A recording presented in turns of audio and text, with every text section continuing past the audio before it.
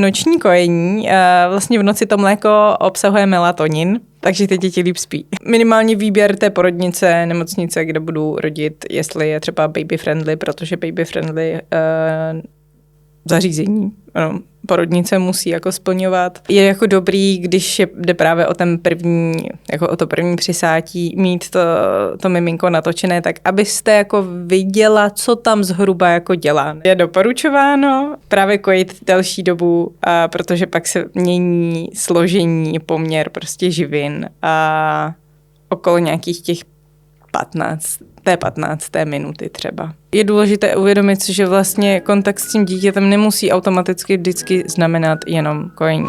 Nehladu, podcast o výživě. Ahoj, tady Andy a... Ahoj, tady Bára. My máme dneska poprvé spolu natáčení našeho podcastu. My jsme se tady v téhle dvojici podle mě ještě setkali jsme se, máš pravdu, a to už je docela dlouho a byl to rozhovor s tebou o tobě. Ano. Takže koho by zajímalo víc ještě o Báře, tak někde v historii to najdete. Nicméně my jsme se tady dneska setkali ke krásnému tématu a to je kojení, protože Bára je laktační poradkyně. Je to správně ten výraz laktační poradkyně? Že jo. Já mám jako z nutriční terapie tak zafixovaný, že jako to slovo poradce nepoužíváme, protože tak se můžou označovat i lidé bez vzdělání v tom, ale ty jsi laktační poradkyně s hotovým kurzem laktačního poradenství. Ano, přesně tak, jo. Chystáš na tohle téma i webinář, to bychom mohli zmínit na úvod. Kdy bude? Jo, ten bude 29. ledna od 6 hodin. Jo, to si když tak detaily mohou posluchači a sledující najít na webu, kde máme přehled událostí a tak dál. A o čem to bude nějak konkrétněji, kromě toho, že to bude o kojení? No bude to takový průřez, protože ono se tam všechno samozřejmě nedá úplně jako nacpat, těch informací je spoustu a bude to spíš jako takový návod, protože to laktační poradenství má určitou limitaci a to takovou, že jako člověk musí opravdu k těm klientkám jako jít, vidět je a potom vlastně reagovat na tu situaci, takže já tam jako nemůžu dát prostě nějakou plošnou radu nebo něco takového, ale spíš je to takový průřez, návod a samozřejmě to bude i po té nutriční stránce, protože přece jenom jako primárně jsem nutriční terapeutka a ono vlastně to s tím docela jako souvisí, takže ta strava prostě ovlivňuje úplně všechny aspekty toho života, takže... I mléko. I mléko, přesně tak, takže projdeme si takovou tu klasiku, jestli ty typické nadýmavé potraviny mohou za dětskou koliku a tak dále, kdy rozpoznat, když je třeba trošku problém z stran třeba dítěte, kdy potom třeba i ta stolice úplně neodpovídá tomu, jak by jako měla vypadat a tak.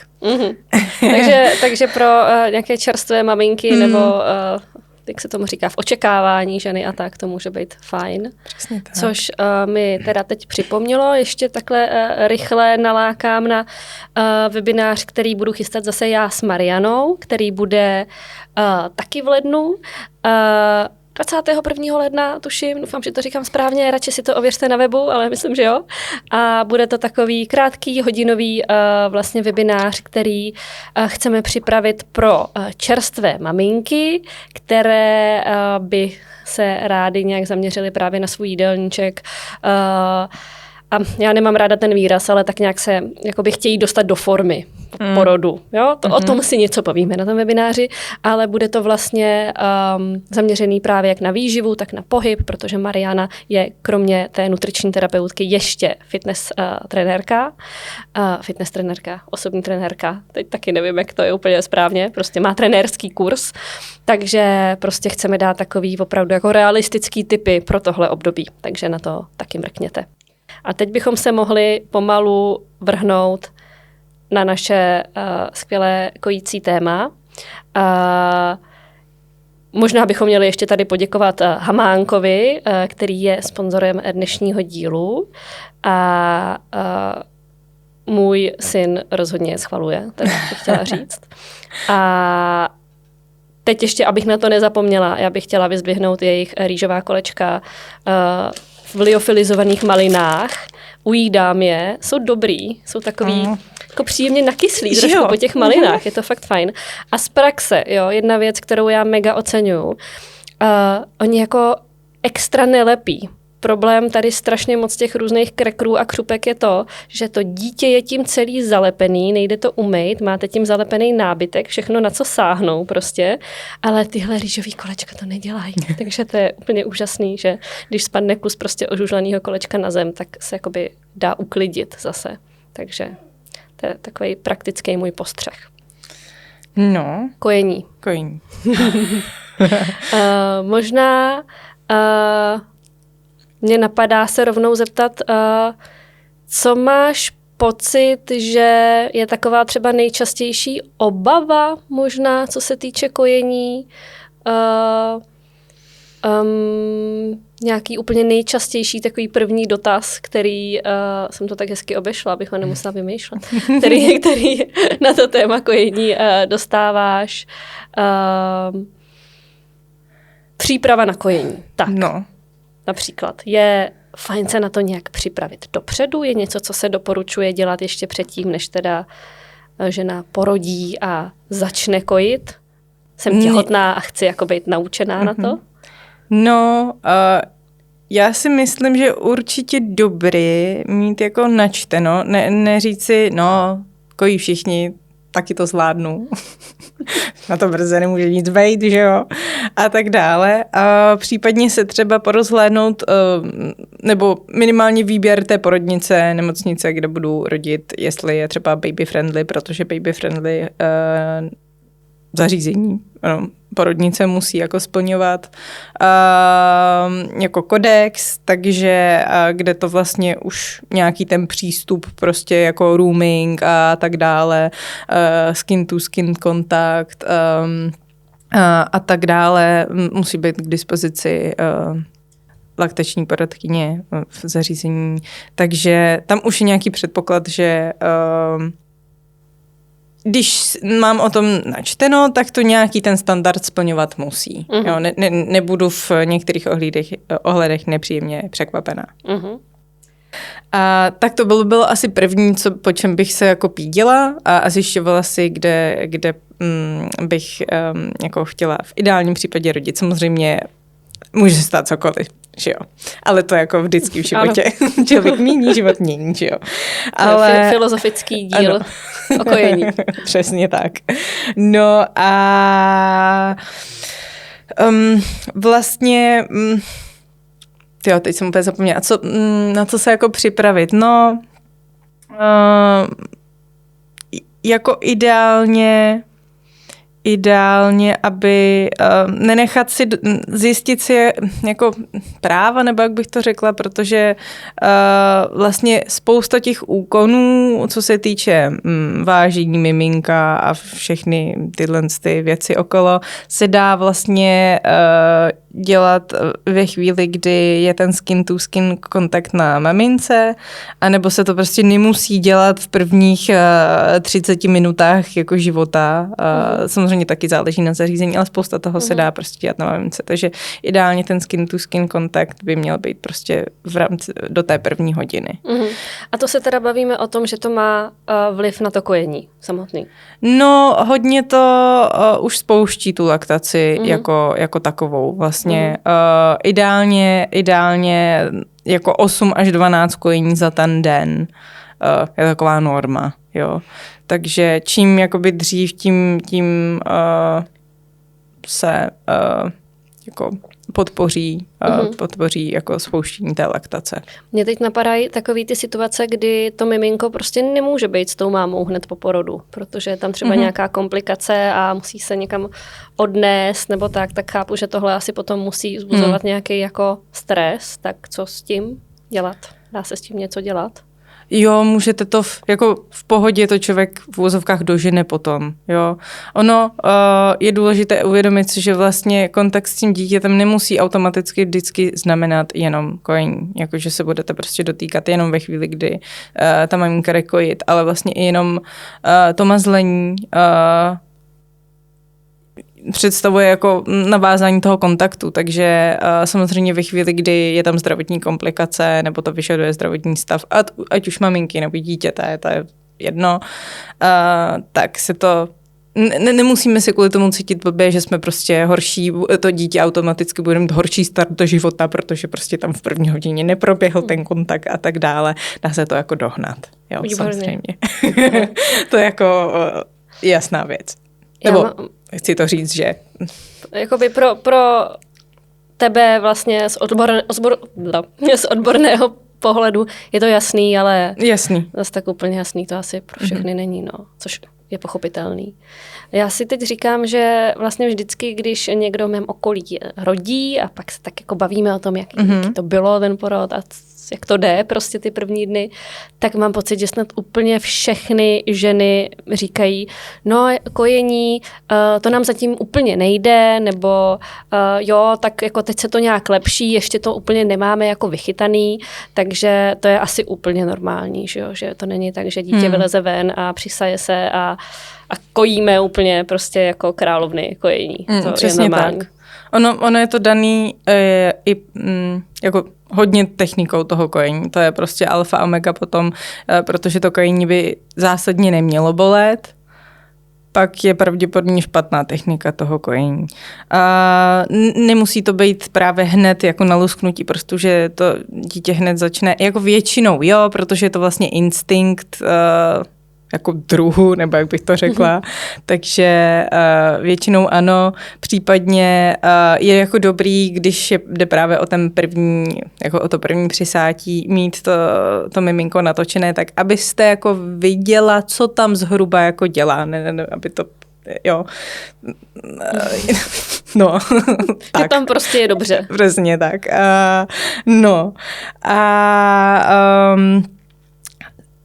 Co taky může být jako příčinou toho, že nám to ještě úplně nejde, je, že vlastně ty děti mají jako svůj vlastní rytmus a on je tam jakoby nějaká příprava na takový jako prefeeding cyklus, nebo jak bych to řekla. To dítě se teprve jako probíhají určité procesy, kdy se jako připravuje na to, že bude teprve vsát a my se prostě zrovna jako netrefíme jako do té správné chvíle. To může být úplně v pohodě a dost často to třeba odráží i to, že se dostaneme na nějaké oddělení, ale maminko tady prostě se každý 3 hodiny kojí a takhle to bude a budeme to dítě prostě budit na to kojení a jako vy se zrovna netrefíte, jo. A je to docela stres jednak pro tu maminku, jednak pro to dítě, protože se to prostě nemečne, no prostě nesetká s tím jako konkrétním časovým oknem. Takže nenechat, no, já chápu z praxe, že je to prostě hrozně těžký tohle nějak jako se třeba za sebe postavit, protože když ještě navíc, když jako prvorodička, tak prostě nevíte, že jo. Ještě, jestli to byl náročnější porod, tak je člověk vyřízený a je rád, že jo. Ale jako... vědět třeba minimálně o tomhle tom, no. Hele, takže co si myslíme o buzení na kojení tady v těch začátcích? Jako když to bude, tam zase pracujeme s tím, aby vlastně těch 8 až 12 krát to kojení jako bylo a to zase podporuje prostě tvorbu toho mléka, jo, takže a takhle. Tam můžou být ta miminka víc spavá a tak dále, tak je jako fajn po těch 4 hodinách třeba zkusit, jestli by to jako nešlo. No, ale prostě striktně po 2, po 3 hodinách jako není to... Čili vlastně jde tam prostě o nějakou tu pravidelnou stimulaci. Mě k tomu jenom napadlo, jak už zaznělo, že by to vlastně ideálně nemělo teda bolet, neměla by to být bolestivá záležitost, tak s tím já souhlasím teda rozhodně.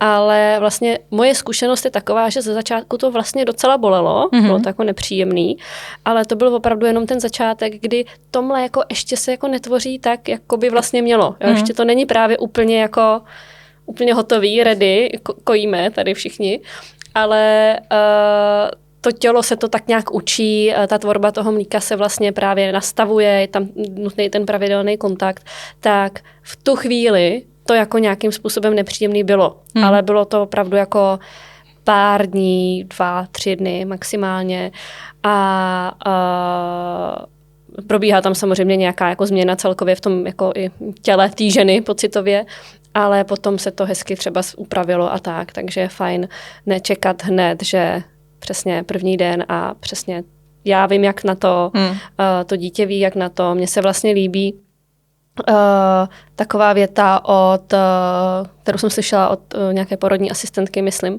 a to, že to miminko se jakoby taky učí kojit a dělá to poprvé v životě. Takže ono jakoby má nějaký reflexy svoje, ale není ještě prostě expert na kojení se. Přesně tak. Takže tak. A ono třeba prostě závisí i na tvaru toho prsu, jo? Že třeba jde jenom o jako nevhodný natočení nebo napozicování toho miminka, takže mu to prostě nejde, protože prostě to tam má různě jako nevhodně, jako v nevhodným třeba úhlu a tak dále. Jo? Takže i tohle je jako fajn, když vás potom i buď se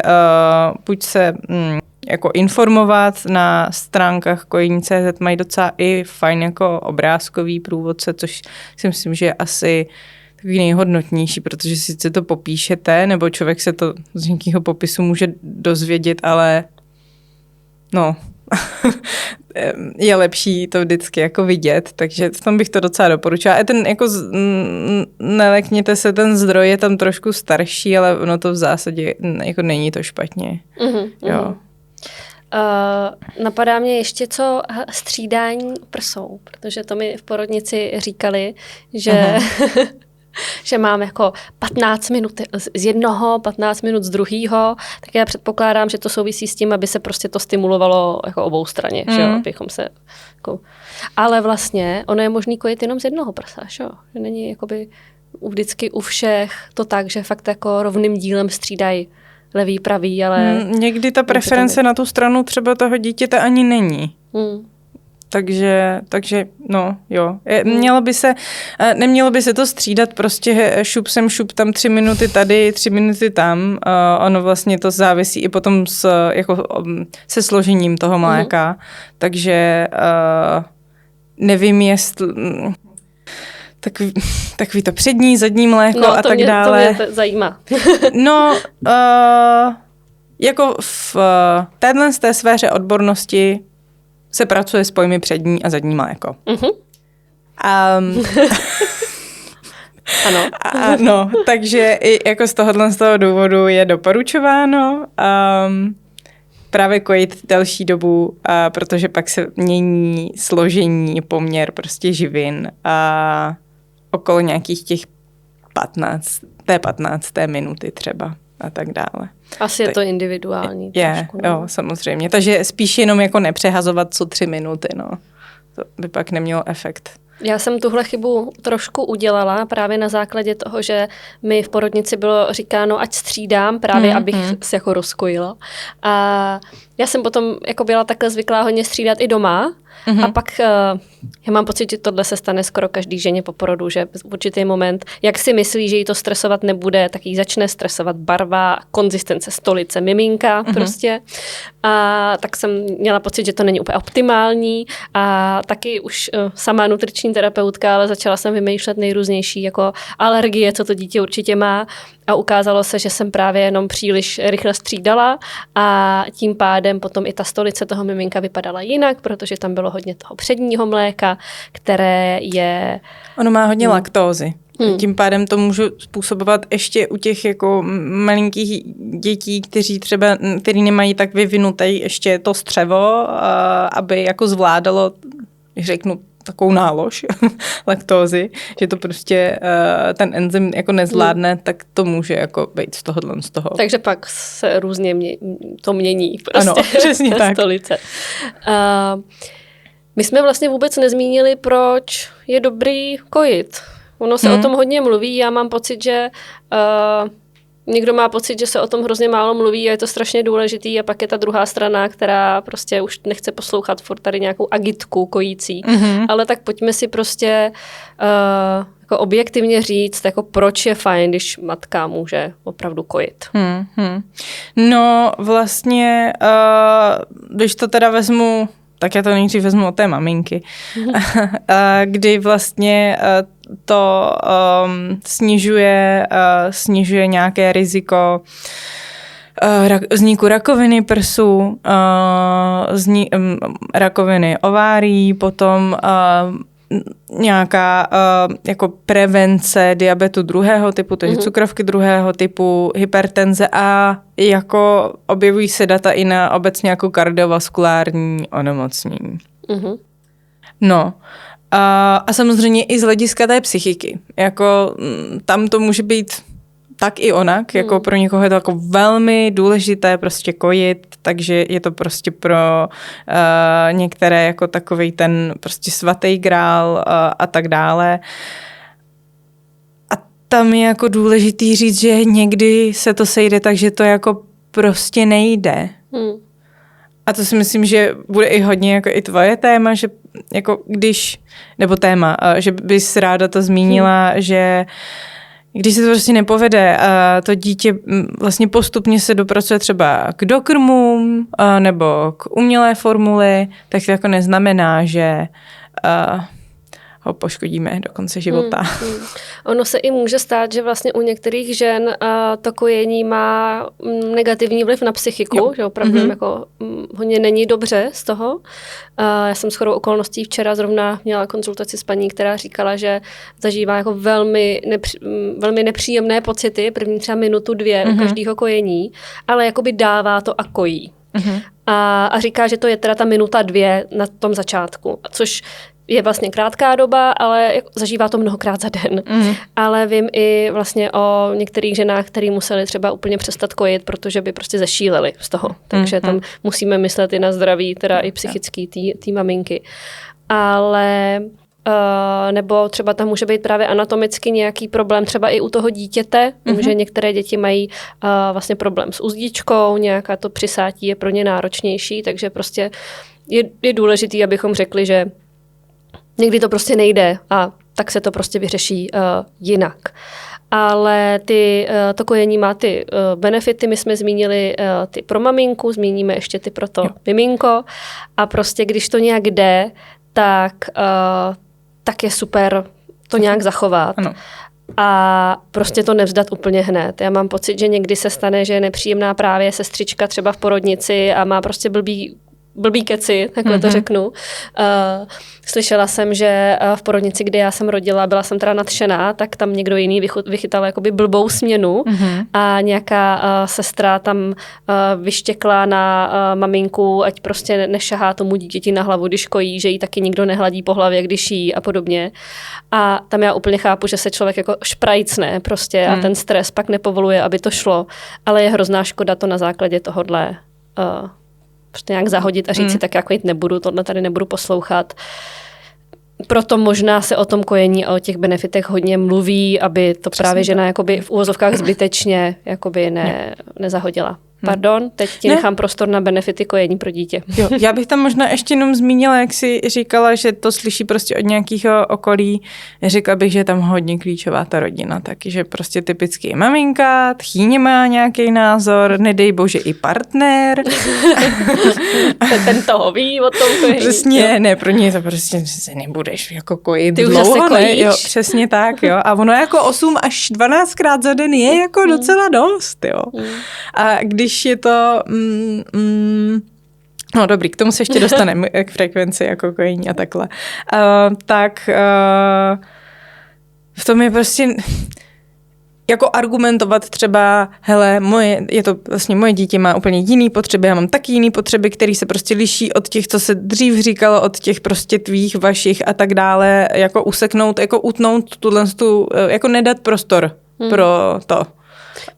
Moje reakce vždycky byla, dneska se to doporučuje takhle. Já jsem si říkala, přijde mi zbytečný takový to poučování, no, to prostě, ale dneska už je daleko víc poznatků, jakoby ano, je to tak, ale tím podle mě nějak se nepodaří úplně umlčet tu druhou stranu, která chce poradit, ale já reaguju, jo, já to vím, to se dřív takhle doporučovalo, dneska je to doporučení zase takhle. Tak, jo. Takže tam si myslím, že jako vliv té rodiny, no, prostě kojí se 3 měsíce, půl roku, pak přesně, prostě, co 3 hodiny. No. Takže to. No a teď tak, těm benefitům pro miminko. No tak samozřejmě snižuje se riziko infekce dýchacích cest, to je asi jako největší ta evidence na to. Samozřejmě syndromu náhlého úmrtí taky, to je taky fajn zmínit. Potom pravděpodobně obezita, diabetes 2. typu taky, takže a v dospělosti potom jako následně potom nějaké ty enterokelitidy, které prostě mohou být dost závažné, zvlášť u těch malinkých jako kojenců. Takže tam to má taky prostě benefity. A co si budeme, je to z praktického hlediska mnohem jako jednodušší, protože vlastně v těch prvních měsících života můžete v podstatě vyrazit kamkoliv a nepotřebujete sebou nabalit jako 150 dalších. Ale musíte mít to dítě vždycky u sebe. Nemůžete ho nejít na půl dne. To je pravda. A tak tam co se dá se odstříkávat třeba. A dá, ale to je taky moje teda zkušenost, že jsem si myslela, že jo, tak když budu kojit, tak prostě budu odstříkávat, ale ono, třeba to odstříkávání mě osobně jakoby nejde. Že to není automaticky tak, že žena kojí a tak teda vezme lahvičku a půjde to stejně dobře. To prostě není to dítě. Jako, já mám pocit, že já opravdu potřebuju to dítě u sebe, abych kojila. No dobrý, tak máme takový asi zásadní benefity. Asi nemusíme úplně nějak detailně rozebírat přesně, jak se to složení toho mléka kojí, přesně kdy prostě se mění a nějak se přizpůsobuje tomu dítěti. Mně vlastně přijde... Jenom taková zajímavost, že vlastně, to je možná fun fact, a mám pocit, že jsi mi to i jako někdy říkala, že vlastně noční kojení, vlastně v noci to mléko obsahuje melatonin, takže ty děti líp spí. A to je jenom vsuvka. No, vlastně se to kojení nemění jenom jako z týdne a měsíce na měsíc, ale i v rámci toho jednotlivého kojení a si úplně představou. Mi to připomnělo učení se před 100 lety na státnice z dětské výživy, jak jsme se učili, že kojení se mění v rámci jednoho kojení, v rámci celého dne, v rámci dne, týdne, měsíce, roku. No. Ale právě i jiné mléko trošku kojíte ráno nebo dopoledne a pak večer. Takže třeba, když si odstříkáváte to mléko, tak může být i docela praktický si to označit, jaký mlíko to je. No, jestli je to večerní, který má trošku přizpůsobený zase složení tomu, aby to miminko lépe spalo, nebo jestli je to ranní a tak podobně. Jo, přesně tak. Frekvence kojení. My jsme to nakousli. Doporučovaných, jako přijde mi to fajn mít uchopit nějaký prostě rámec, protože prostě někdo vůbec neví, že? A tak těch 8 až 12 za ten den se doporučuje. No. A samozřejmě teď záleží, jako doporučuje, za mě asi nejlepší takové to kojení on demand, jako na vyžádání prostě. A je naprosto normální, že to nebude každý 3 hodiny, může to být prostě jednou za 4,5, protože to miminko je třeba víc spavý ve chvíli, kdy si třeba zachová takovouhle frekvenci a může se to během dne měnit samozřejmě, že jo. A v noci přirozeně třeba jako bude ten rozestup delší, jo, ale taky nemusí, jo. Může to být prostě co půl hodiny, jo. Takže tam se připravit na to, že to může být po každý úplně jiný. Tak, ale to jsem hrozně ráda takhle, že to říkáš, protože jako tímhle stresem, já jsem si myslela, že o kojení toho dost vím, jo, i jako ze školy a tak, ale na základě svojí vlastní osobní zkušenosti jsem došla k tomu, že je opravdu potřeba mít v týmu někoho, kdo má ten kurz laktačního poradenství, protože mě strašně věcí překvapilo a taky jsem se právě stresovala tím, ale já kojím jako už zase a teď jsem si to pomalu stopovala, nebo ne pomalu, stopovala prostě, abych viděla, jako kdy jsem začala kojit, kdy jsem skončila, jaká je tam potom pauza. Ježišmarja, to dítě chce zase, něco je prostě špatně. A teď moje jakoby rada všem čerstvým maminkám, jediná věc, co bych jako řekla takhle jim po porodu, je i co se týče kojení, všechno je vlastně tak nějak v pořádku. Můžete kojit velmi krátce, když to dítě to prostě takhle chce mít. Můžete kojit míň často, když to dítě bude teda prospívat, nebude tam nějaký problém. Můžete kojit co hodinu, můžete kojit, a to mě nejvíc překvapilo, 1-2 hodiny v kuse. Na těch začátcích teda. Jo?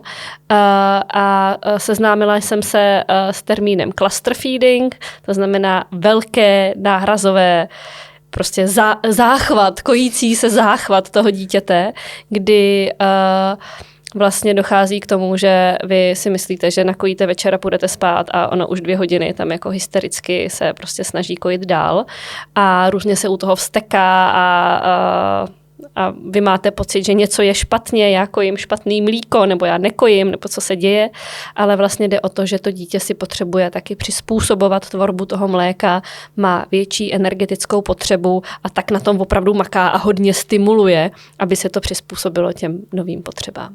Přesně tak. Říkám to správně. Jo. Jako, já mám vždycky pocit, že v tomhle jako vyjdou nějaké doporučení. Já si myslím, že je to v pořádku, protože minimálně jako je to něco uchopitelného, že člověk jako netápe úplně.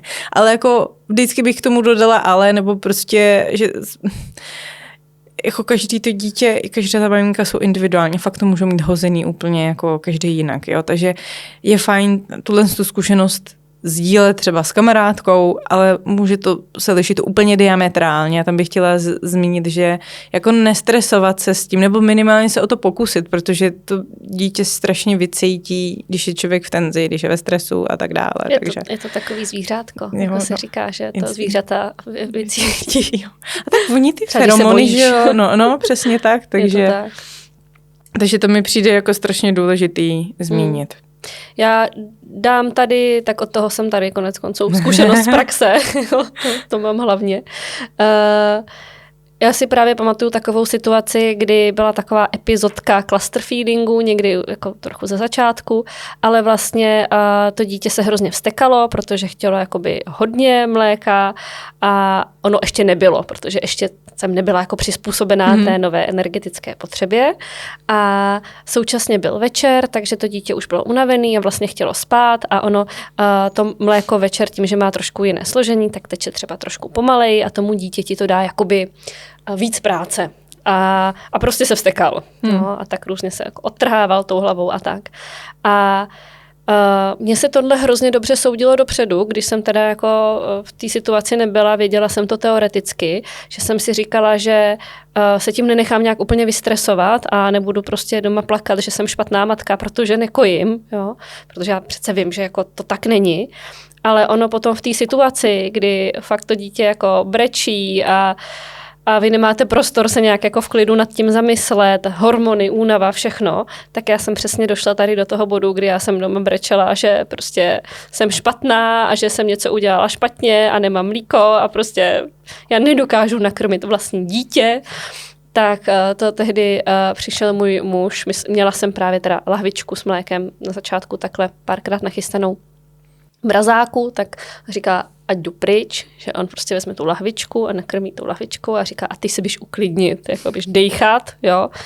A já jsem fakt musela odejít a uklidnit se, aby mi jako došlo, že co tady vyvádím, prostě takováhle hysterie, že nedokážu nakrmit vlastní dítě, no tak jako, když tak je to mimino, tak brečí dneska, jo, ale teď vlastně moc nevím, proč to říkám. Jenomže takovýhle situace jsou jako normální úplně a neznamená to, že je to absolutní konec a pamatuju si, že tehdy mi vlastně myslím, že sestřička potom na gynekologii na kontrole po 6 nedělích říkala, že je ale super, že v tuhle chvíli jsme nějak jakoby nerezignovali a nešli jsme připravit prostě to umělý mlíko. Ne, protože by bylo špatně. Jo? Prostě někdo má jenom umělý mlíko a ono prostě je i taky kvalitní a pokryje základní potřeby toho dítěte a jakoby není potřeba z toho mít nějaký stres, ale je prostě fajn jakoby nedělat nějaký rychlý unáhlený rozhodnutí, jednou to nejde a tak je to všechno špatně a já nebudu kojit a prostě konec světa. Tak. No, jak dlouho bychom vůbec měli kojit teda? Jako měsíce, roky? Doporučení je do 2 let až, s tím, že jakoby prodloužený tuším až do 7, něco takového. Jako strašně dlouho, jakože fakt mě to byla jako informace, která mě jako hodně překvapila. Ale... A necílí to hodně na rozvojové země třeba? No, je to doporučení WHO, takže jako může. Takže ano. Takže ano. Ale asi na tom teda není nic špatně, pokud si větší dítě. Přesně tak.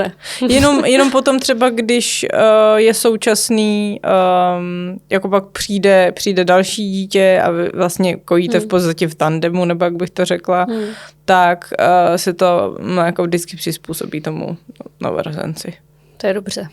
Takže se jakoby změní i ta chuť, což nemůže tomu jako původnímu dítěti, nebo Číslo 1 nemusí jako vyhovovat, protože prostě byl na něco zvyklý a to jako může... to není úplně jeho mlíko primárně, no. Musí se podělit se sourozenci. Tak.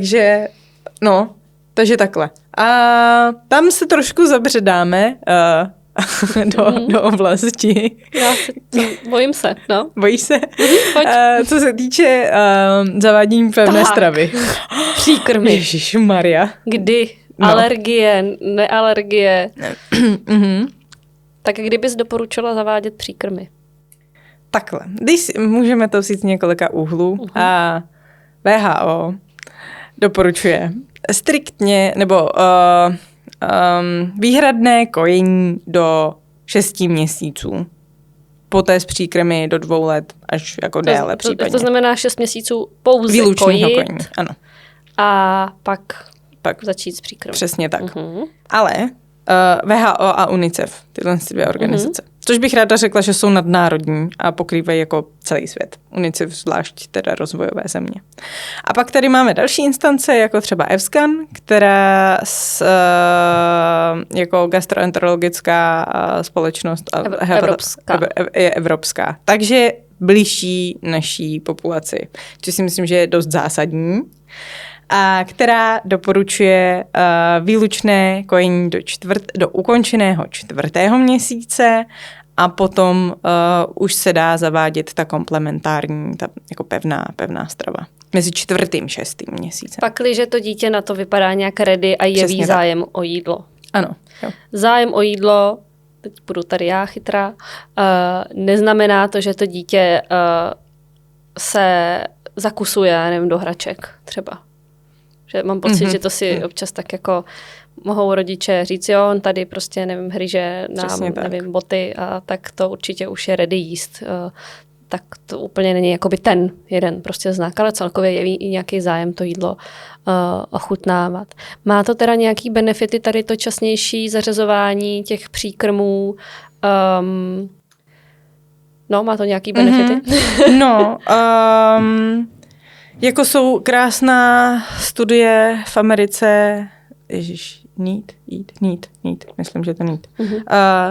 Protože tam je velká jako prevalence alergií na peanut a arašidy. Pardon. Na arašidy. Jsi byla hodně dlouho v cizině. Ne, spíš to mám jako načtený v těch jako anglických těch a pak mám... problém to přetvářet nebo překládat.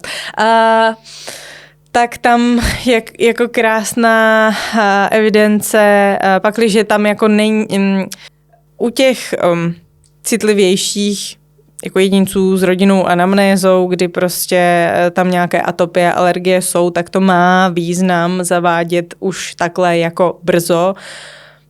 Je to ála uváděné imunologické okno, neřekla bych, že je to úplně konstrukt, spíš se tam jako setkávají 2 pohledy 2 jako odborníků, tady konkrétně alergologů a pediatrů, nebo jak bych a tyhle ty dva směry.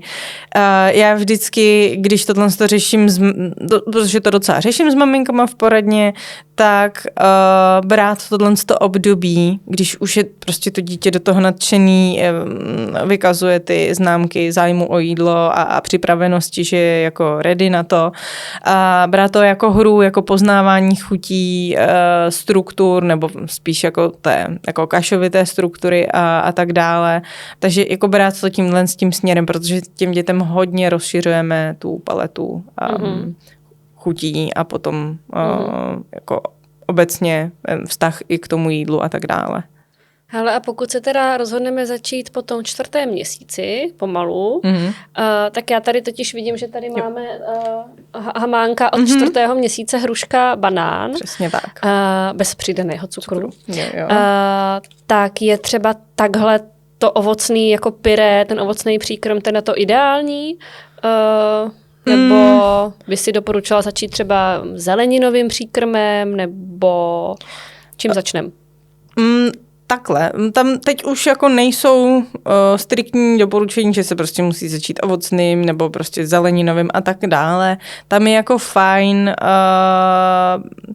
sáhnout třeba po mixu zelenina s nějakým třeba masem, což je i zdroj právě toho železa, protože okolo toho půl roku ty jako zásoby, co má to miminko, jako endogenní, co si vlastně nese z toho prenatálního období, tak prostě klesají a to mléko už jako dostatečně neuhradí tu potřebu.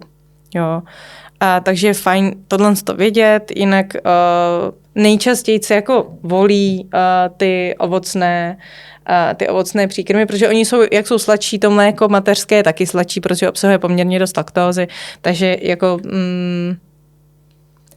ta pravděpodobnost, že to dítě to bude z toho nadšený jako větší. No. Já koukám, my tady máme od hamánka mrkev s hovězím masem a rýží od 6. měsíce, tak to bude asi taky tím, že už jsou tam i ty obiloviny, i ta zelenina, i to maso, je to jakoby víc... Jako více položkový. Víc potravin prostě. Dohromady, přesně dohromady. Tak. Jo. Tak jo. No, já bych tady asi ukončila naší první část. A pokud vás zajímá víc o kojení, tak za náma pojďte na Hero Hero. Já chci mluvit o alkoholu a kojení, o kofeinu a kojení a prošla bych nějaký vlastně takový nejčastější asi problémy s kojením, co se můžou objevit. Pokud za námi nepůjdete na Hero Hero a zajímá vás víc, tak se musíte objednat k Báře na laktační poradenství. Tak. Budu se těšit.